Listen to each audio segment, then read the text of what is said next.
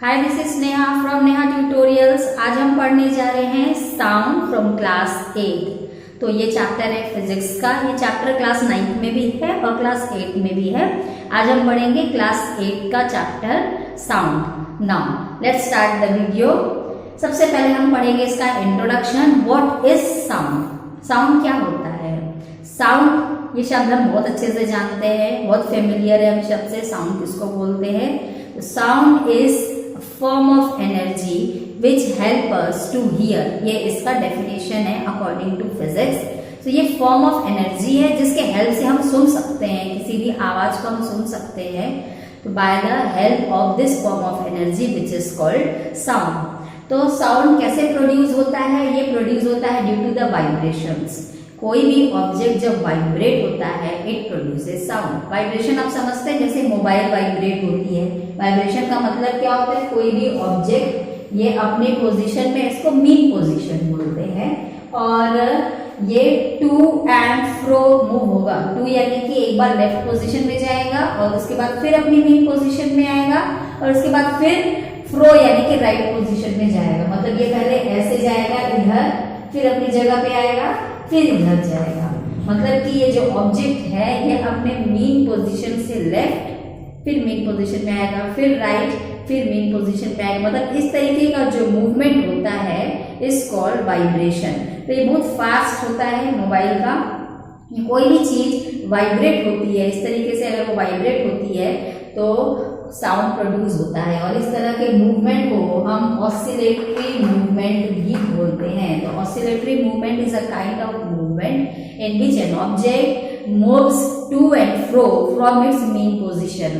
तो कोई भी ऑब्जेक्ट का जब वाइब्रेशन होता है तो साउंड प्रोड्यूस होता है। After the production of sound, जब साउंड प्रोड्यूस होता है तो वो ट्रैवल कैसे होता है? It travels in the form of waves. मतलब ये ऐसे वेव्स की तरह ट्रैवल होता है। But actually sound itself travel होके नहीं जाता है। जो ट्रैवल होता है वो होता है डिस्टरबेंस। मतलब सपोज यहाँ पर कोई साउंड का सोर्स है जहां से साउंड प्रोड्यूस हुआ। अब क्या होगा? ये साउंड प्रोडक्शन इसलिए हुआ क्योंकि वहां वाइब्रेशन हुआ। वाइब्रेशन जो होता है ये क्या करता है? यहाँ पर जो भी पार्टिकल, अगर ये एयर में प्रोड्यूस हुआ है साउंड, तो एयर के पार्टिकल को ये डिस्टर्बेंस डिस्टर्ब करेगा और जिसके कारण ये पार्टिकल वाइब्रेट होगा। अब इस पार्टिकल के वाइब्रेट होने के कारण ये अपने नेबरिंग पार्टिकल को डिस्टर्ब करेगा, मतलब एनर्जी ट्रांसफर करेगा। एनर्जी ट्रांसफर होने से इसका नेबरिंग पार्टिकल को एनर्जी मिलेगी, फिर वो डिस्टर्ब हो जाएगा, फिर उसमें डिस्टर्बेंस क्रिएट होगी, मतलब वो वाइब्रेट होगा। फिर सिमिलरली उसकी एनर्जी उसके नेबरिंग पार्टिकल को डिस्टर्ब करेगी, तो फिर वहां पर तक डिस्टर्बेंस जो है वो स्प्रेड होके जाएगा और फिर वो भी वाइब्रेट होगा। तो इस तरीके से ये वाइब्रेशन फैलते हुए आगे बढ़ते जाती है और sound in that way travel होता है। फॉर एग्जाम्पल, अगर लाइन से ऐसे बहुत सारी साइकिल खड़ी है, ठीक है, जैसे साइकिल स्टैंड में साइकिल खड़ी होती है एक के बाजू एक में, ठीक है, तो ये फर्स्ट साइकिल है ए और ये लास्ट साइकिल है बी। आपने बी में कुछ भी हाथ में नहीं लगाया, कुछ नहीं किया, और आपने जो पहली साइकिल है नंबर 1 ए साइकिल, उसको सपोज आपने पुश किया, आपने वहां एनर्जी लगाई, तो यहाँ पर एनर्जी आने के कारण क्या होगी? अब ये साइकिल गिरेगी तो ये बाजू वाली साइकिल जो है वो डिस्टर्ब होगी, फिर वो गिरेगी तो फिर थर्ड वाली साइकिल वो गिरेगी, फिर वो गिर जाएगी फोर्थ के ऊपर, फिर फोर्थ गिरेगी। इस तरीके से लाइन से सारी साइकिल गिरते गिरते जो लास्ट वाली साइकिल है उस तक एनर्जी पहुंच जाएगी और वो साइकिल भी गिर जाएगी। तो इस तरीके से यहाँ पर जो डिस्टर्बेंस क्रिएट हुआ था वो डिस्टर्बेंस ट्रैवल हुआ है। ये साइकिल ट्रैवल होकर इधर नहीं आई है, साइकिल वही है, लेकिन जो डिस्टर्बेंस वहां क्रिएट हुआ था वो डिस्टर्बेंस धीरे धीरे ट्रैवल करके लास्ट साइकिल तक पहुंची और आखिरी वाली साइकिल गिर गई। तो उसको एनर्जी मिली उस डिस्टर्बेंस की और इसके कारण वो लास्ट वाली साइकिल गिर गई। यहाँ पर भी सेम होता है। जब साउंड प्रोड्यूस होता है तो सपोज अगर ये ऐसे हो रहा है कि यहाँ पे पार्टिकल्स है एयर के और यहाँ पर साउंड प्रोड्यूस हुआ है, तो जब साउंड प्रोड्यूस होगा तो इसकी एनर्जी जो है पहले एयर पार्टिकल को डिस्टर्ब करेगी और ये एयर पार्टिकल क्या होगा? वाइब्रेट होने लगेगा। अब ये वाइब्रेट होगा तो क्या होगा, उसकी एनर्जी उसके नेबरिंग पार्टिकल को एनर्जी देगी और उस एनर्जी से उसके नेबरिंग पार्टिकल में एनर्जी मिलेगी और वो वाइब्रेट होने लगेगा।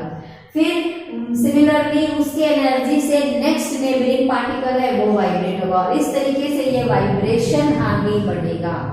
मतलब sound travels in the form of waves और ये जो वेव्स होता है उसमें एनर्जी ट्रांसफर होती है, मतलब कि साउंड की एनर्जी ट्रैवल होती है by the movement of the disturbance. जो डिस्टर्बेंस होता है वो मूव होते जाता है आगे और इस तरीके से साउंड ट्रैवल होता है। तो क्या समझा हमने, व्हाट इज साउंड, ये हमने समझ लिया। साउंड ट्रैवल कैसे होता है and how it is produced, it is produced by vibration. इसका आप एक एक्सपेरिमेंट भी कर सकते हैं। सपोज आपने एक ऐसे शीट ले लिया मेटल का और इसके ऊपर आप 2 नेल्स लगा दीजिए, आयरन नेल्स, खीला लगा दिया हमने और उसमें एक वायर को आप ऐसे लगा दीजिए। अब वायर को हमने फिक्स कर दिया, अब फिक्स कर दिया, कोई साउंड आ रही है, नहीं आ रही है। अब हम उस वायर को हिलाएंगे और वाइब्रेट करेंगे, इसको हम थोड़ा सा हिलाएंगे, jैसे गिटार का वायर होता है, वायलिन का होता है, जैसे हिलाते हैं तो वो वाइब्रेट होता है। जैसे हम इसे हिलाएंगे तो क्या होगा, वो वायर वाइब्रेट होगी और वाइब्रेट होने से फिर उसमें साउंड प्रोड्यूस होगा। तो इससे हमें पता चलता है कि साउंड तभी प्रोड्यूस होता है जब कोई चीज वाइब्रेट होती है। या आप देख सकते हो गिटार में, तबला, वीणा, तबले में भी जो ऊपर का जो उसका लेयर है वो वाइब्रेट होता है। तो जब भी वाइब्रेशन होती है तो साउंड प्रोड्यूस होता है। हम भी जब बात करते हैं ह्यूमन बींग्स तो हमारे गले में यहाँ पर वोकल कैविटी है जिसपे वो वाइब्रेशन प्रोड्यूस होता है। तो वाइब्रेशन प्रोड्यूस होने के कारण ही आवाज़ प्रोड्यूस होती है और आवाज़ जब प्रोड्यूस होती है तो प्रोड्यूस होने के बाद वो आप तक सुनाई कैसे पहुँचती है, कि वो ट्रैवल होके जाती है। कैसे ट्रैवल होके जाती है, एयर के जो मॉलिक्यूल्स, जो एटम्स प्रेजेंट है एटमॉस्फेयर में, वहाँ पर साउंड एनर्जी ट्रैवल होके जाता है in the form of waves. और वो कैसे जाता है वेव, जो डिस्टर्बेंस होता है वो क्रिएट होता है नेबरिंग पार्टिकल में और इस तरीके से डिस्टर्बेंस आगे बढ़ता जाता है और वाइब्रेशन ऑफ द पार्टिकल्स आगे प्रोसीड होते जाता है and in this way sound travels. अब हम पढ़ेंगे कैरेक्टरिस्टिक्स ऑफ साउंड। 5 कैरेक्टरिस्टिक्स होते हैं साउंड के, wavelength, amplitude, frequency, time period, loudness and pitch. ठीक है, तो उसको पढ़ने से पहले हमें समझना होगा कि क्रेस्ट क्या होता है और ट्रफ क्या होता है।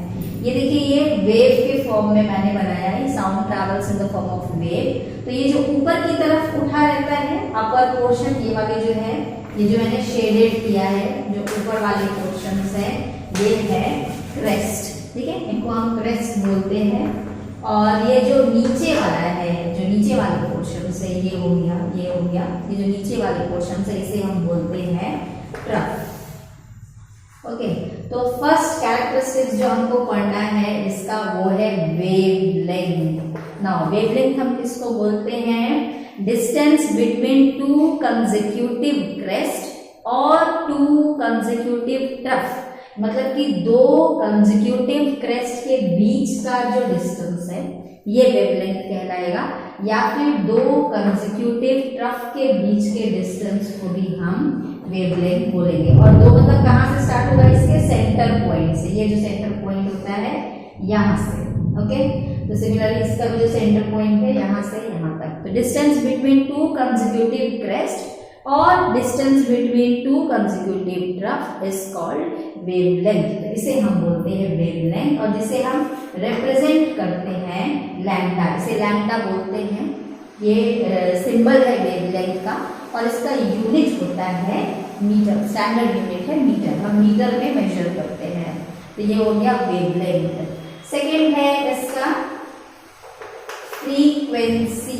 फ्रीक्वेंसी क्या होता है, frequency means number of oscillations made in 1 second.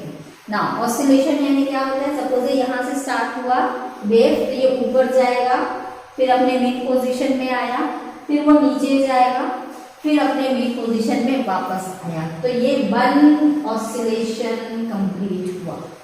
यहाँ से यहाँ तक ये 1 ऑसिलेशन कंप्लीट हुआ। फिर यहाँ से फिर ऊपर गया, फिर मेन पोजीशन में, फिर नीचे, फिर यहाँ गया। मतलब अगर सपोज ये A है, ये B है और ये C है, तो A से B तक 1 ऑसिलेशन कंप्लीट हुआ। फिर B से C तक सेकेंड ऑसिलेशन कंप्लीट हुआ। तो number of oscillations completed in 1 second, 1 second में जितने ऑसिलेशंस कंप्लीट होंगे वो इक्वल टू होगा उसका फ्रीक्वेंसी। तो हर वेव की अलग अलग फ्रीक्वेंसी होती है।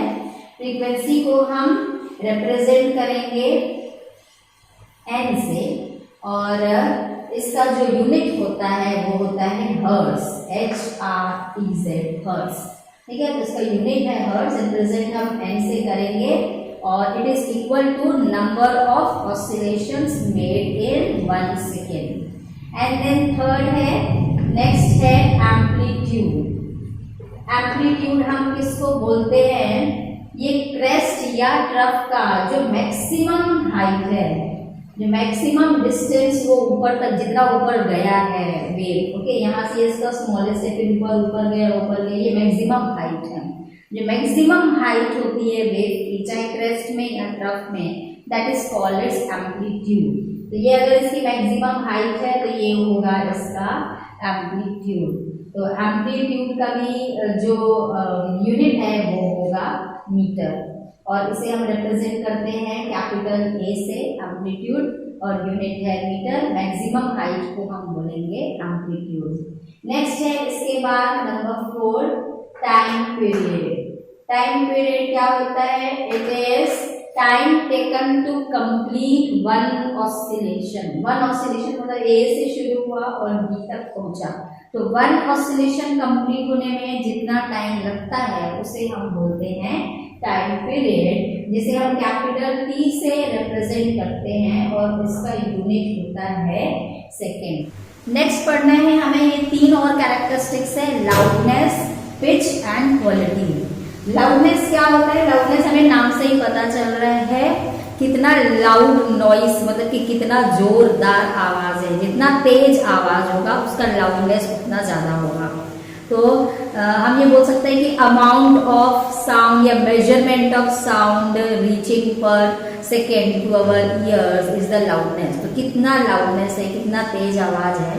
तो ये जो लाउडनेस है वो किस पे डिपेंड करता है? Depends on the amplitude. Suppose ये 2 तरह के वेव्स आपको दिए गए हैं, तो यहाँ पर आप देख सकते हैं इसका एम्पलीट्यूड ज्यादा है और इसका एम्पलीट्यूड कम है। तो जिसका एम्पलीट्यूड ज्यादा होता है उसका लाउडनेस ज्यादा होता है, और जिसका एम्पलीट्यूड कम होता है उसका लाउडनेस कम होता है। नेक्स्ट है पिच। पिच का मतलब होता है आवाज का पतलापन। जिसकी आवाज पतली है उसका पिच हाई है, जिसकी आवाज मोटी है उसका पिच लो है। तो जितना ज्यादा पिच होगा आवाज उतनी श्रिल होगी, उतनी पतली होगी। ठीक है, तो पिच जो होता है वो होता है श्रिलनेस ऑफ अ साउंड, यानी कि कितना पतला है आवाज। लाइक वुमेन लोग की जो आवाज होती है वो पतली होती है इन कंपैरिजन टू मेन। तो मेन की आवाज क्योंकि मोटी होती है मतलब उनका पिच लोअर रहता है, और वुमेन की आवाज पतली होती है मतलब उनका पिच हायर रहता है। तो पिच किस पे डिपेंड करता है? Depends on the frequency. अगर फ्रीक्वेंसी ज्यादा है तो पिच उसकी ज्यादा होगी, फ्रीक्वेंसी लेस है तो पिच भी लेस होगी। तो